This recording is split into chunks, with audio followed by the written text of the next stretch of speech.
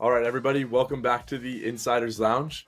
Today we have another special guest. Alex, thanks for coming on, and feel free to give everyone a full introduction of who you are and what you do. Thanks, Chad. Glad to be on here. I've listened to a few episodes already, so really glad that you've invited me on here. I guess what can I say about myself? I'm been in a very multi-dimensional career path over the last 10 years. So I'm originally from Toronto, where you are now. Uh, but I've lived in the UK, France, Spain, now in Portugal, and I've been through a couple of different career paths, some sport related, which I think we'll get into a bit later. Worked for the Pan Am Games in Toronto, and at the moment I'm running my own startup, also in the sports space, where detecting counterfeit sports merchandise. Brilliant. Let's get started with since we're both Canadian, we're going to stick with soccer, and we're gonna roll with it for the rest of this. With your soccer career, did you grow up as a kid playing soccer? Did you play other sports? Let's get into that a little bit. It was always soccer, always. Okay. From a very young age, I think I started when I was about 7 or 8, just playing keeper, ironically, which is something I never did again, just in the schoolyards. And after that, I think all of my friends I grew up in Mississauga. I think you know where that is. Grew up in Mississauga. All my friends were playing soccer. Uh, every recess, after school, on weekends, it was always about that. And at the same time, I think it was the golden age of merchandising and brand. So it was when were coming out with their really cool commercials, and Adidas as well. And so it was always playing footy, watching the games, and just trying to get our hands on the latest and most expensive gear possible when we were 8, 9, 10, 11, 12 years old. From a very young age, I think I played. No, very good. And then we'll kind of get into so you grew up in Mississauga. Yeah, You ended up going to, is it still called Ryerson, or is that the school that I know they changed names? I think it's Toronto Metropolitan University now. Something like that. Yeah. Yeah, So you ended up going there. What did you take there, and what have you kind of taken from that, from the degree and from your experience in school? From Ryerson. So I took arts and contemporary studies. It's basically liberal arts. I had no Hmm. idea what I wanted to do. Um, so it was just one of those courses that, among all the different universities, Ryerson was the best liberal arts course that I could find. And so I did history, sociology, languages, a bunch of everything, a little bit of business. I think that was actually one of my biggest regrets looking back 10 years is I wish I would have taken business or marketing. Um, but at the time, it was very unknown what I wanted to do. So I was trying everything out. I did a minor in professional communications, which helped a little bit. And I played football at Ryerson soccer, for 1 year as well. I think that was a really interesting experience. I know I could have played more, but I had other things that came into my life which kind of changed my trajectory in this case. What I got out of it, I think my last year was the most exciting and inspiring for many different reasons. I was participating in a lot more projects and extracurricular activities, whereas year 1 and 2 were just getting into it. Year 3, I went abroad to France and I studied in Lyon and Hmm. did political science there, which was also not very much Wow. fun. Yeah. And then year 4 was me just trying to get internships, trying to progress into the real world, doing my grad project. And I think that was probably the most rewarding of the years, aside from the exchange in France. No, very good. And so like you said, you've been able to travel around quite a bit, and not only travel but live in so many different areas. Do you want to go into a little bit where you've been, where you've kind of lived, and how that's kind of helped you in your career journey? Sure. So I was born in Ukraine. I moved to Canada when I was 6 years old, and I pretty much lived in Canada until I was about 19, 20, 19 or 20, third year. I spent a semester in France, in Lyon, as I said. That was really good because it gave me an opportunity to practice French. I I took French all through my high school, all through elementary Hmm. school. So when I lived in France, it was 100% in French for the courses, the lectures, the exams, Wow. the essays. So that gave me a really, really good base. And even though I don't speak as much French now, it's still massively useful. So that's why I said if something I could take away was go on exchange, because it's a life changer completely. Um, After that, I came back to Canada last year of university, worked at the Pan Am Games for a bit, and moved to England right afterwards, where I lived for 5 years in London. That was probably one of the most interesting and exciting 5 years I had. I made so many friends, connections, experiences, traveled all around Europe. When you live in Europe, you travel, Yeah, once a it's a month. given. It's a given. Um, London was really good. I was sponsored by my company at one point. I was working in public relations, sponsored by my company. And then I decided to go out on my own and try my own thing. At which point I unfortunately lost the sponsorship and had to leave. And my next destination Mm. was Barcelona, Spain. Have you been to Barcelona? I have, yeah, on my trip, that was one of the stops we made. That was one of the stops. Yeah, it's an amazing place. Mhm. It's incredible. So I was there for a year. Just it's a great, really great community. Lots of entrepreneurs there, founders, friends, sunshine. You have everything in there. Yeah. I was there for 1 year. Now, unfortunately, as Canadians, we're bound by visas, so it's always very difficult to knuckle down and stay in one place without sponsorship for an extended period of time. So I had to leave Barcelona, went back to Canada for a couple of years, not by choice. It was 2020, so little event there. Yeah. And last year, I decided to move to Portugal permanently, and now I'm in Lisbon. Well, just south of Lisbon, full time. This is now home. Uh, and yeah, now I'm here. No, that's a it's a cool story because even when we first had our call, I wasn't sure where exactly you were from because I was like looking, I was like Ryerson, that's like right by me, and then now he's living in Lisbon, so is he Portuguese? But the last name doesn't add up, so it was like trying to figure out. You're like a mystery man, but it's a definite cool story. It's the Um, hardest to answer when people say, "Where's home?" There's so many, yeah, so many. yeah. And then so leaving university, like you said, you had your grad project, and then you ended up going to England. What was the first business that you first started on your own or with others? Yeah, And or even just career wise that you kind of first got into. And then we'll slowly kind of go through all the different ventures that you've done because I know there's a few that we wanted to touch on. sure. The first thing I did on my own, it wasn't on my own. I was working with a friend of mine. We did essentially consulting for football players. That was we started really part time. He's a former football player who lives now in France, but we were both in London at the same time. I was working in PR, and he asked me to help out and do essentially public image training for professional footballers looking to transition into retirement. So that was my first time actually being exposed to the startup community because it was very much a startup. It was his baby project. He had about 6 or 7 people, all part time, helping him do this, and that was a big learning experience because I was helping with not only the consulting, but just building the brand of the startup as well. So socials, websites, planning everything as much as I could. At the same time, I had my full time job, so that was taking a lot of time.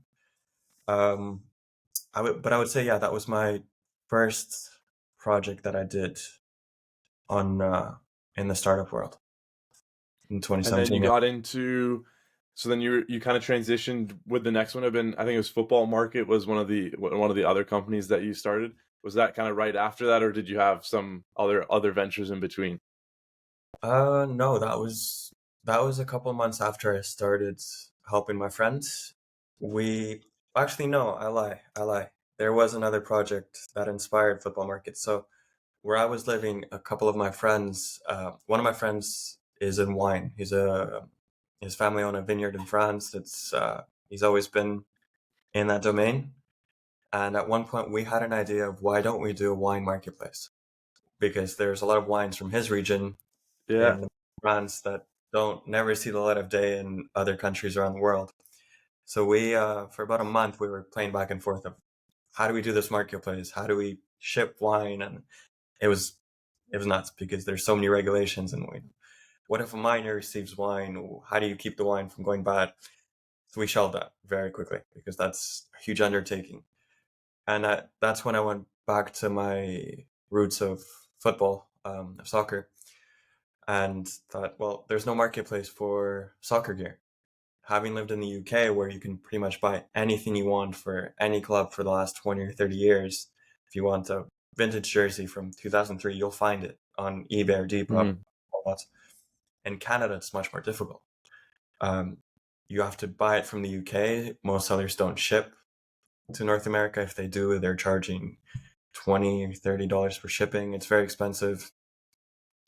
And just the stock isn't there. So I thought, well, I'm from Canada. I couldn't get these products. Now I can.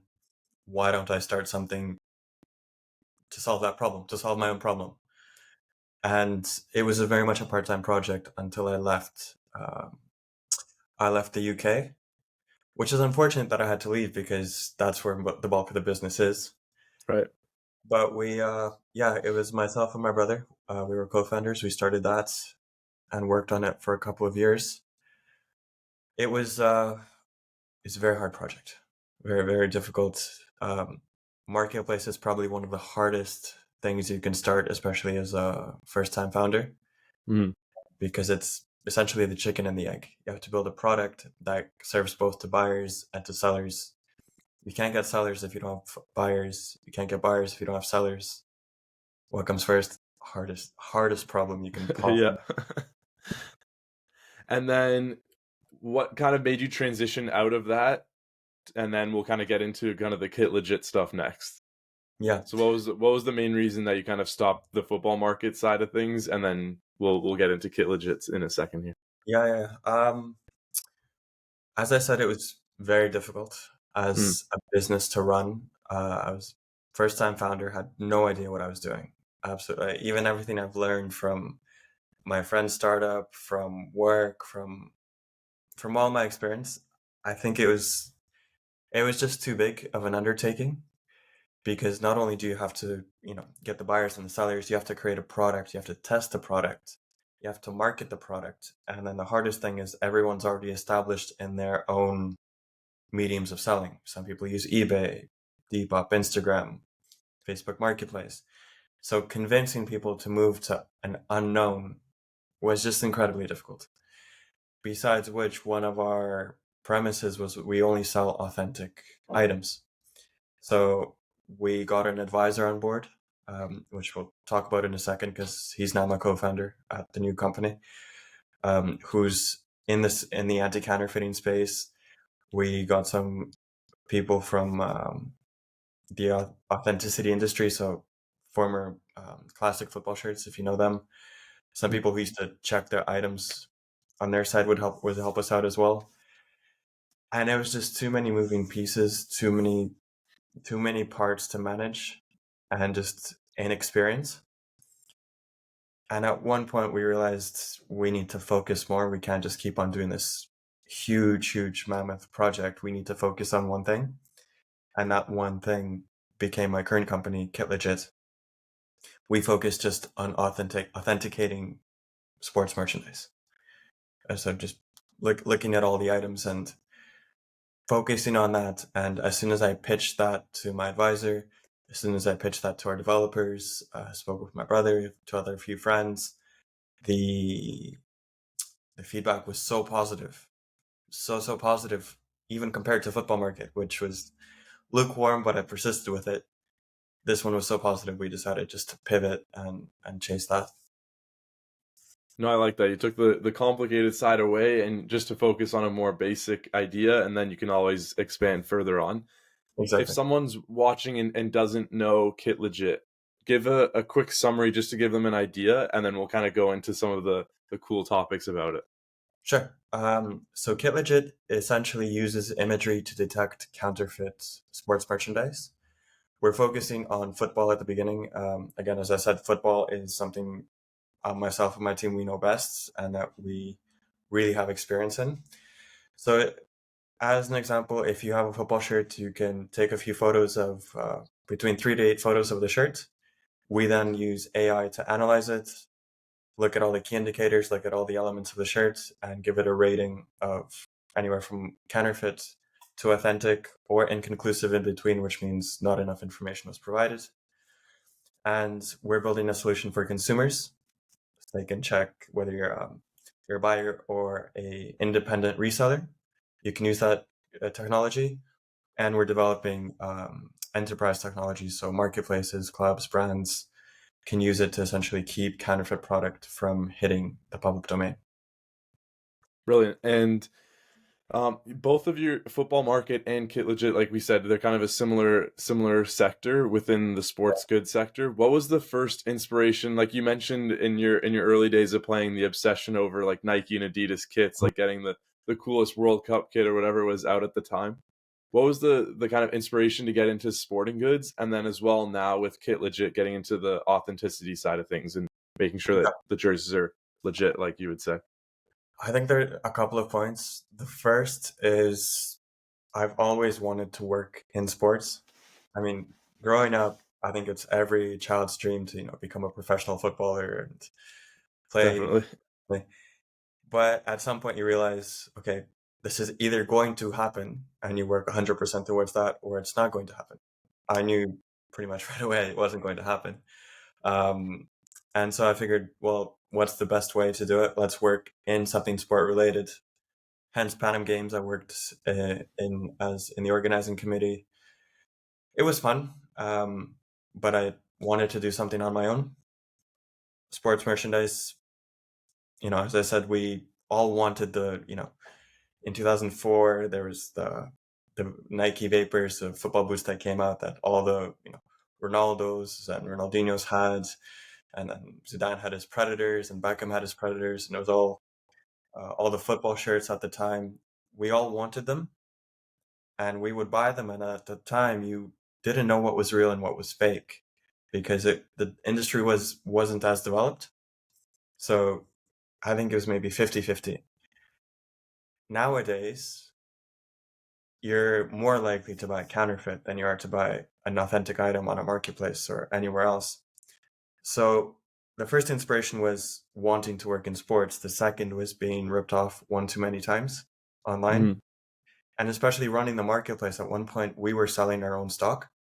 So we were not drop shipping, but just, you know, buying something, marking it up a couple of pounds, a couple of dollars, and selling it on just to populate the marketplace.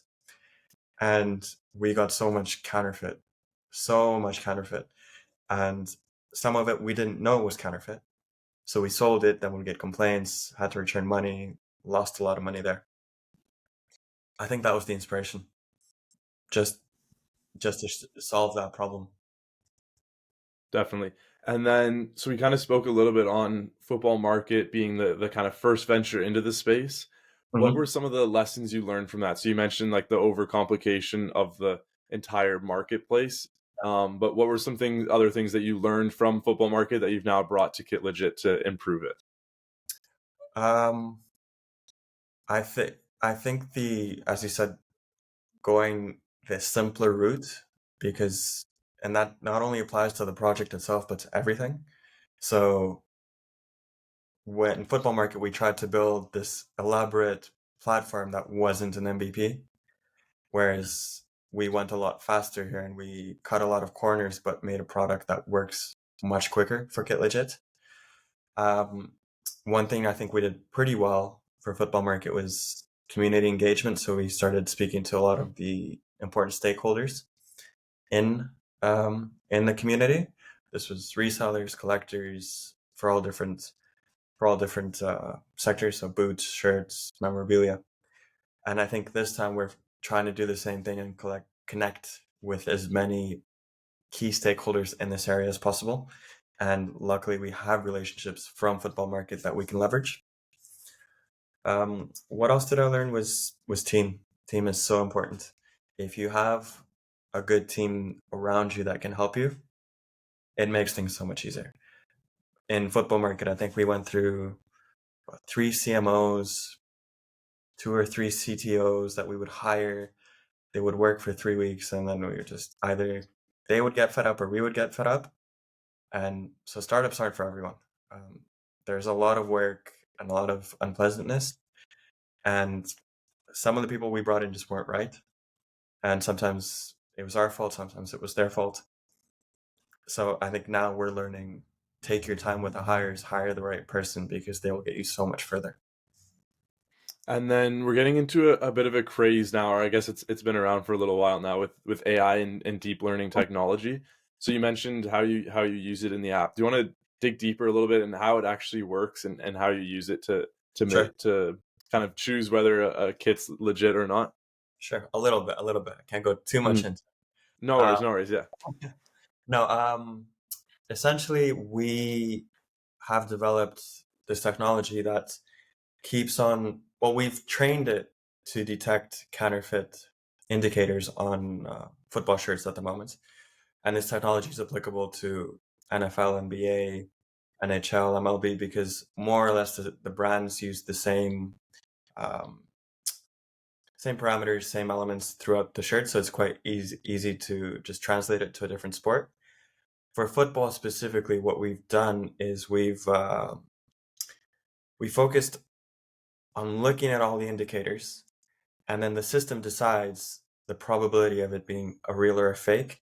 Sometimes there's 100% probability that it is fake, so it learns on that, and with every check and with every new addition to the database, it improves the accuracy. And what else can I say? It looks at about 5 or 6 different categories within a shirt, and the premise is it gives its best guess based on training done by our team, because one of our co-founders, he's worked in the industry for 15 years, so we know exactly what makes a shirt counterfeit, what makes it authentic, and the algorithms designed around that, with AI helping it iterate in the space. So the more it's used, the better it becomes, basically. Essentially, yeah. Essentially, yes. And then do you want to touch a little bit on some of the people in your team? I know you mentioned your co-founder that you wanted to speak on a little bit, and just maybe some of the other people that are working on the project. Sure. So it's a small team at the moment. There's 5 of us. So myself, I'm in Lisbon. My co-founder's in Manchester. So my co-founder Ben, he's formerly of Nike and Manchester United, and he owns his own agency right now called Back for Brand Protection. They work with a lot of the Premier League clubs, some of the leagues, some leading retailing brands in the world. He's been in the industry for, as I said, for 15 years, and he's seen every type of counterfeit and authentic there is. So we're using that knowledge and his stock to essentially train the system. So he's heading up our counterfeiting department. The other co-founder is my brother, Kostya. So Kostya's doing operations, everything on the admin side, finance side, innovation side. So we're working together to improve the algorithm. At the moment, we're doing a funding round, so working on that together. He's making sure everything runs smoothly. And then we have 2 developers out in Brazil, who one's responsible for front end, one's responsible for back end. I know you've tried the app, so one is all that fancy stuff, and the other one is helping essentially create the AI behind it. That's great. We'll get into the future and kind of some plans that you might have for KitLegit in a little bit. But first, I have a question. It's one of the Insider's Lounge favorites that I always ask. The soccer industry is an industry it can be compared almost to a roller coaster, where it's always up and downs. And I think the startup side of things is also very similar, where there's constant, you have days where everything works and you feel like you're ready to launch and get ready to go tomorrow, and then other days everything's falling apart. What are some of the biggest challenges that you've had so far with KitLegit, and even in your life in general, that have kind of helped you in the process of learning to overcome things and keep moving forward? Challenges, I think getting past negative feedback or no feedback. It's with a startup, you're always trying to sell. Even when you're just starting out, you're trying to get someone to buy in, so you're early adopters. And sometimes you get negative feedback but more often than not, you don't get any feedback. You send something out and it's crickets, nothing. Just persevering through that, I think just learning to persevere has been the best experience, because it teaches you to grow a thick skin and just keep on going through everything. The other thing I would say is wearing every hat is incredibly difficult, but incredibly rewarding as well. You learn so much.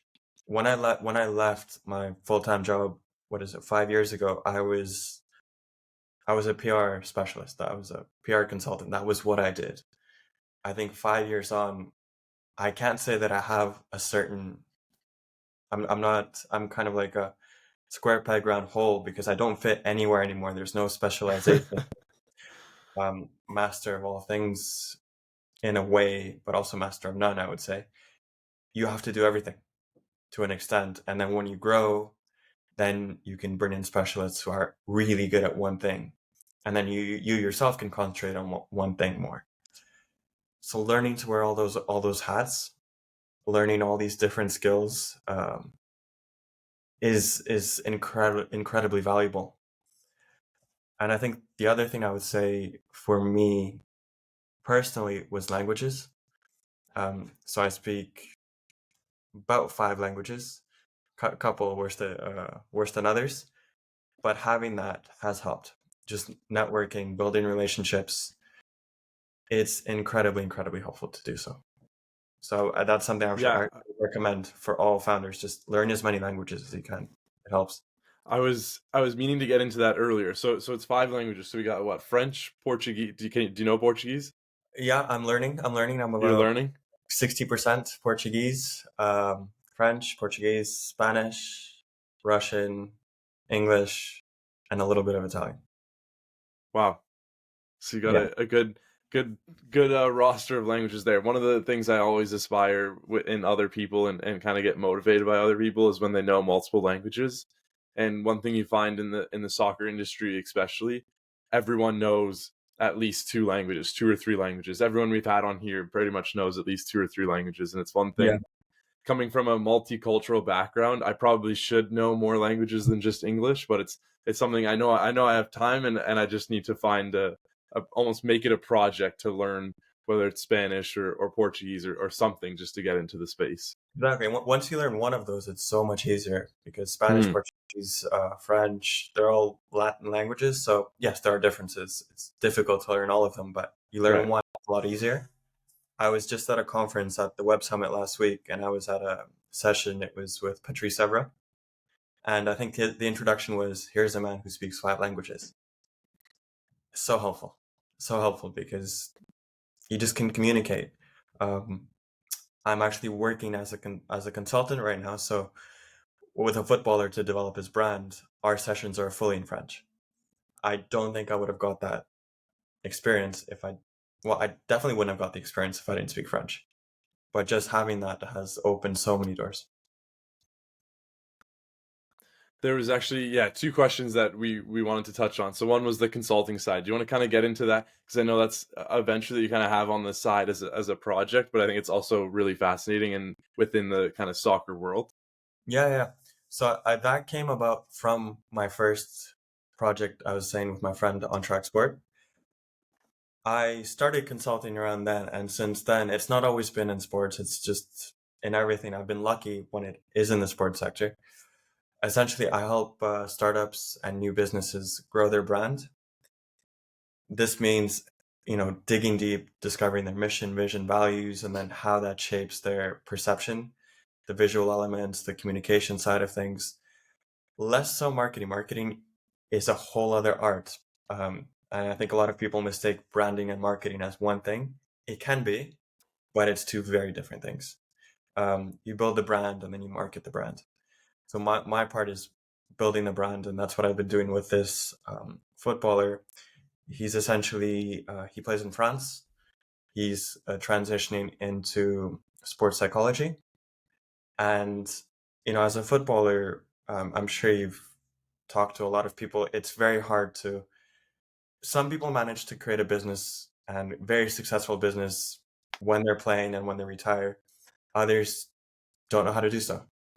They focus on playing and then they retire, and then they have to learn all these skills.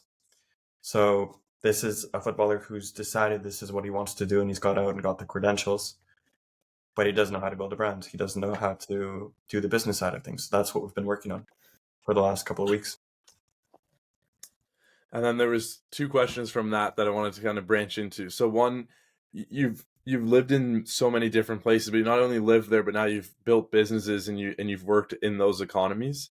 What are the big differences from, for example, working in Canada and building a business in Canada to the European side of things? Or even, I noticed while I was traveling, even between the UK and Europe, there's big differences in terms of how people do business. What are some of the key differences that you found while kind of working in many different areas? I think Europe is much slower. I think that's the biggest difference, that everything takes a little bit longer at a much slower pace. Whereas Canada, North America, it's very go, go, go. You get it in the calendar, you go, and very rapid. For me, I can't talk too much to it because all my businesses have been remote.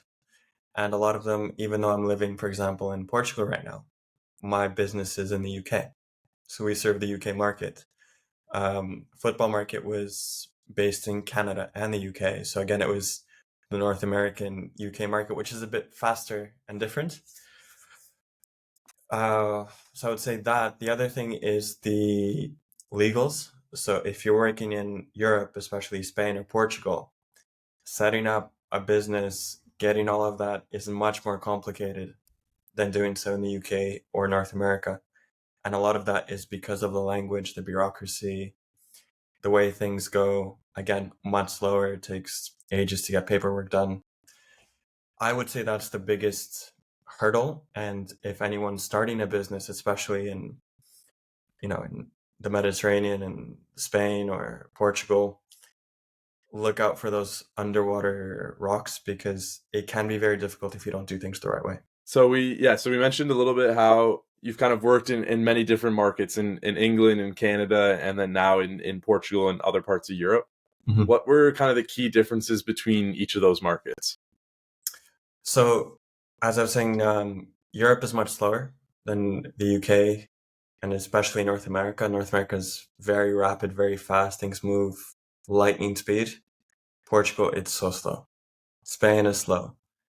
That said, for instance, my businesses are remote.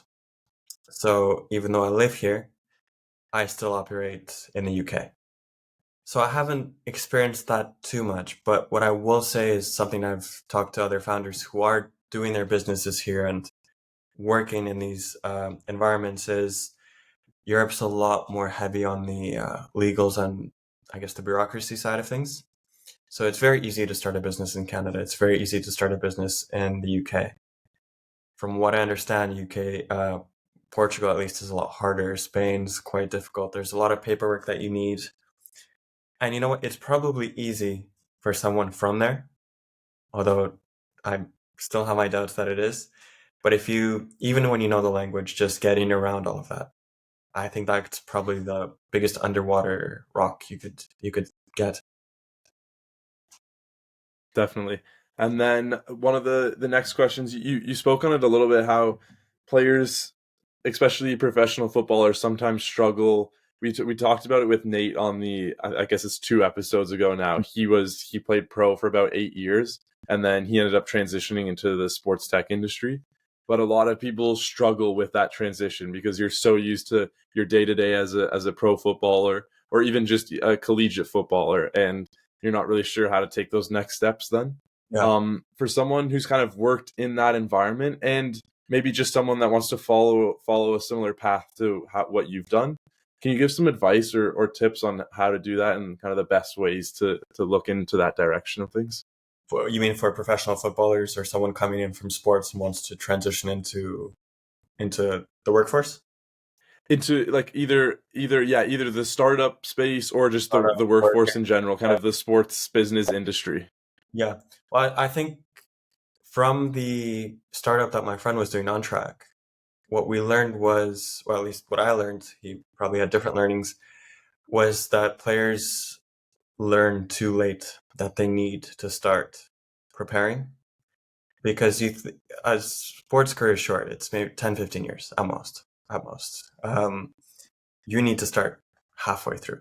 If not, the earlier you start, the more chance you have, because it's not only education. Sure, you have money, but you need to spend that money wisely. You need to build foundations. And when you retire, you essentially don't want to start then. You want to have a fully functioning business, startup. You might be an investor by then. You can have a lot of different avenues that you pursue. But I think the biggest advice I would give, if you're playing, start when you're 21, 22. Start something on the side. You have so much time as a footballer because you train. Yes, you travel a lot. Yes, there's a lot of commitments depending on your level, but you still have a lot more time than someone who's working 9 to 5. So start early, build some foundations, and then as you get older, you can put more and more time to it. But even if you're putting in, a couple of hours each week, 3 or 4 hours a week, just planning in the beginning, that's a great start already. Definitely. And if we sat down to have a similar conversation in about 5 to 10 years, I like asking this question specifically for like sports business people, but mainly people that are more into the business side of things because the world's constantly changing. Yeah. If we sat down to have the same conversation in about 5 to 10 years, where do you think you could be, and where do you think KitLegit could be? I know it's a tough space because you could have sold it and moved on to other things, but Yeah. do you kind of have a futuristic mindset in that sense, or you're more just focus on the day to day and that's all that matters? Yeah. Honestly, I would say I almost have no idea, but I will probably be working maybe on something else. KitLegit will, I hope, will definitely be alive and well. Um, Probably be involved with it in some way, maybe still running it. I don't know. But we hope that KitLegit will be a game changer in terms of counterfeit goods. So that will be an industry leader in some way or other. Hoping that. I don't know if I'll be in Portugal at that point. I have no idea. I know I'll be in the startup space or at the business space, and I guess it all depends on the next year or so because it's a critical part, critical time for us, for the business, for KitLegit, for myself, and that will really dictate what happens in the next couple of years. Very good. And do you have an end goal for KitLegit? Like, is there somewhere like do you have it written down or something like that where like it's like, okay, this is where we want to sell to this company or we want to merge with this agency or whatever it is? Do you have something like that, or is it you're still kind of working through things and just want to get it running and then you can kind of focus on expanding or finding a future or an end goal in that sense? We have a very ambitious end goal, and one thing I've learned over the last couple of weeks is to keep the ambition but scale it down, especially when right now we're raising.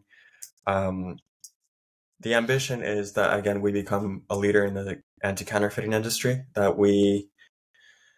Uh, that we can work with a lot of different sectors across the world to mitigate counterfeiting and to essentially keep them off the market. We're hoping that we're at that point in the future working with lots of clubs, brands, marketplaces. Whether we get acquired, I don't know. That's too far in advance. It's not something that we think about too much. But we do whatever happens, we do want to make sure that KitLegit is at the forefront of that. And with the technology improving, with AI growing, I know that there's so many different ways we can use it to our advantage.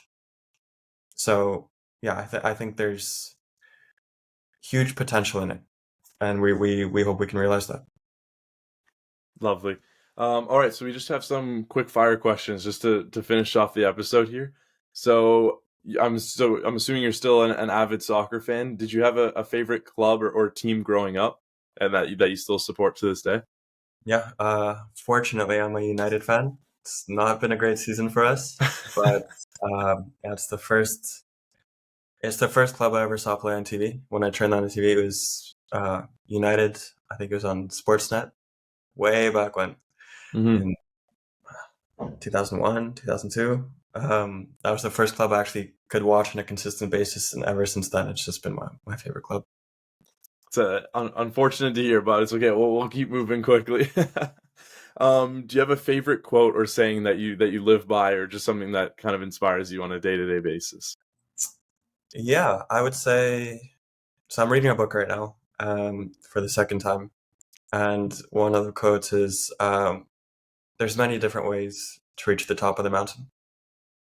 And I think nowadays everyone's really focused on success, and the important thing to realize is there's more than one way to succeed. And every mountain is different. So your mountain is different to someone else's mountain. So find your own path, find your own way to that top of the mountain. So I think that really resonated with me from this book. And so one of the next questions is, what's your favorite book? But tell me that book, because I like getting inspired to hear different books. So let me know what that one is, and then if you have a favorite book or some favorites Sure. that you enjoy reading. I have two favorite books. This is one of my favorite books. This book is called Musashi. It's about the samurai, the birth of a Japanese samurai, and his Mm. progress from childhood to becoming one of Japan's greatest ever samurai. So it's based on a true story, as far as I understand, and it's a really long book. It's a lot very psychological, very explores paths through life, but also an adventure story, which is what I like. So lots of things to think about there. I highly recommend that as a read. And then my other favorite book would be Shantaram. It's a book that was given to me about 7 years ago, and I've lost track of how many times I've gifted it to people. It's just, again, another adventure story, again, personal development, psychological development. So really, really enjoy that. I highly recommend that too. Very cool. And then, so now you're based in Lisbon. Do you have your go-to food spots or places you like to go in the city for the next time either I come to Lisbon, or if anyone's listening and they're preparing a Lisbon trip or a Portugal trip? Well, actually, I will say the best place is just south of Lisbon. So I live in a place called Setúbal. It's about 35 minutes south of Lisbon. It's like Toronto to Mississauga. Okay. Um, and here we have the best fish, the absolute best fish, because it's a fishing town. So there's a whole boardwalk, and you can get fresh fish caught the same day, grilled on charcoal. We have our own specialty here as well. So if you're going to Lisbon, also stop by here. Best food, best beaches, best nature, and 30 minutes away from Lisbon. You got to be a tour guide now if anyone's coming. Definitely. Do you have any favorite hobbies outside of soccer? Things you like to do to keep your mind off of the startup space or whatever it is. Yeah.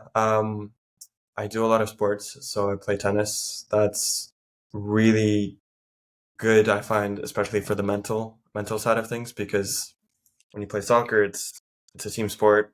You contribute, you win and lose as a team. Tennis is on your own. So if you're having a bad day, there's no hiding. Yeah. You're going to lose. And likewise, you might be winning, 5 games to 1 and then lose the set 6-5. And just getting through that mentally is very difficult. So I love that. And the second thing I do, do you know Spartan races? Yeah. Yeah. So I've done a few Spartan races. That's one of my Oh wow. favorite to do. The last one I've done was 21 kilometers in Italy. Incredibly difficult. so rewarding when you finish. So rewarding. It takes a couple of months to train for if you want to do well. And again, just the mental strength and the physical strength combined, I find that helps with, startups and business and just life in general. Do you know Jesse Itzler? He's Yeah. a like motivational speaker. Yeah, isn't he the one that did the book with David Goggins? Yeah, that's it. Yep. He was Yeah. one of the first guys to kind of do the Goggins camp and everything Yeah, with yeah, him. He speaks on having one passion project or something each year that you do that's like completely out of the norm. So like this last year I did the Europe trip where I did 18 countries in yeah. 5 months or whatever. Is like completely randomly organized, and I just decided to go on it. And then the year before I did a 24-hour marathon. You do 1 mile per hour for 24 hours, and it's like the most excruciating experience I've ever had. But now I was speaking with some friends of like what I want to do this for 2024, and I'm thinking, yeah, something around either like an Ironman would be insane, or a Spartan race, or something like that. I think would be really cool. You should come to a Spartan race. I know I'm going to do one next year with my friend, at least one, and we're probably going to go to Spain. So if you want to come, do it for sure. All right, and then what's the like kind of details around a Spartan race? 'Cause I know each of them are a little bit different. What's is the Spartan race just a half marathon, or is there multiple There's different different options? ones. So there's I think there's 5K, 10K, and 21K. Just as the basics, and then there's further iterations. The 21K is the beast. It's the hardest one of the hardest ones. 21K up and down mountains, and then every couple hundred meters you have an obstacle, so you might have to carry a log for 300-400 meters, or you take like a 60-pound chain and you hang it on your neck, and you're dragging a 60-pound sandbag up the hill and then down the hill, and if you fail you have to do 30 burpees. Sounds okay once you do your first 30 and you run 10 miles. Trying to do the next 30 is incredibly difficult. Wow. The last, probably 10 kilometers is just all mental strength. Yeah. That's what it is, because you're cramping, everything hurts, and then you get, 19 kilometers, and they're going, okay, take that log from here to 400 meters. Really Yeah, cool. no, that can't be fun, but no, but it's good. It helps your mental side of things, like you said, and that's kind of the idea behind all these different things that I try and go out and do, because Yeah, it's not only can you learn in a school setting or on a talk like this, but there's also other sides of your brain that you need to yeah. warm up and get controlled, and it's a cool experience. Hmm. The last question we have here: if you could sit down with one person for dinner or a meal, dead or alive, who would it be and why? You sent me the question, so I knew this was coming. I was stuck. And um, I think this is partly influenced by something I saw on Netflix the other day, but I would love to sit down with David Beckham. Um, because he succeeded in so many different avenues. I mean, I would say the same thing about Michael Jordan. Is Mhm. you have two athletes here who've not only been the best or some of the best in their sport, but then they went out and just killed it in business as well. And especially if you look at Beckham, who is, you've seen the documentary, I'm sure, on Yeah, Netflix. yeah, Yeah, if you're being booed for a whole year by your own fans and harassed, and you still come out on top, or if you're, dropped by Real Madrid for a couple of months and you're still showing up every single day and performing and earn your place back, that's just incredible strength in all respects. And then to go out and, Jordan to build his brand, Beckham to, enter Miami now, and everything else he's done. Businessmen, athletes, interesting people. Would love to pick their brain for a little bit. yeah. The Beckham documentary, it is obviously biased towards him, Of course. but it felt like in every aspect, like he would just turn a corner, something would be going wrong, like he had his challenges, but then he would somehow succeed. It was really inspiring. I wasn't too sure if I was going to be like that interested in it. Obviously, I love Beckham growing up, Yeah. but they really showed like how many challenges he had, and he just constantly conquered every single thing. Yeah, and you can see that with players now, who same situation as Beckham and they crumble. Yeah. Or, business side, they have the same exposure, but they don't do anything with it. Mhm. Or they do the wrong thing with it. Well, Beckham's gone and done something that's really, brought a lot of joy to a lot of people and really changed the industry. I mean, he's changed the MLS completely on his own. Yeah. So, yeah, that would be my person. No, that's great. Thank you. I appreciate you coming on. Do you have any ending points on KitLegit, on where people can reach out to see it or check it out? And yeah, then we'll end things off. Yeah, definitely. Please check out the website. It's kitlegit.com. Our socials are at KitLegit app. So at the moment we're still pre-launch, we're beta testing. So if you'd like to be part of the beta testing, just send me a message, my socials or LinkedIn or anywhere, or through the website or anywhere really. And I'd love to share that with you and get some feedback. And otherwise, yeah, we're building a wait list, launching in the next couple of months. So hope to be out in the public domain soon for that. Brilliant. Thanks again for coming on, and we'll be in touch. And I hope everything works out well with KitLegit, and I'll be using the app, and I'll give you some feedback on it.